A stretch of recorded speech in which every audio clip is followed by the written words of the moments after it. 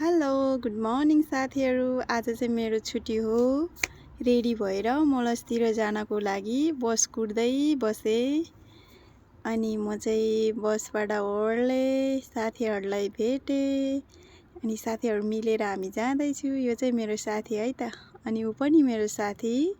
अनि साथीहरू मिलेर हामी मलसतिर जाँदैछु। मजाले बसबाट ओर्लेर हिँड्नुपर्छ टन्नै। अनि बसतिर यताउति चाहिँ मलाई भिडियो गर्न लाज लाग्छ।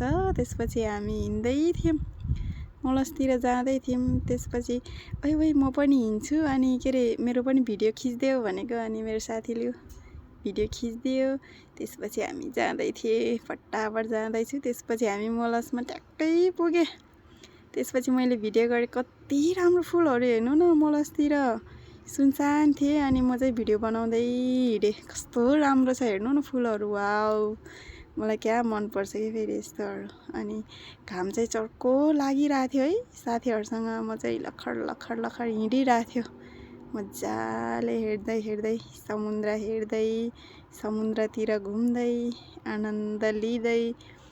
गर्मी चाहिँ पुरै घाम चाहिँ चर्को थियो, तैपनि हामी चाहिँ समुद्रमा हिँड्दै थिएँ। त्यसपछि त लास्टै भोक लाग्यो, खाना खान जाऊँ भनेको। खाना पनि टक्क आइपुग्यो, खाना खाएँ। त्यसपछि फर्केँ, त्यसपछि कफी पिएँ। अनि त्यसपछि फेरि हामी मलस पार्कलाई बाई बाई भन्दै हामी चाहिँ घर आयौँ।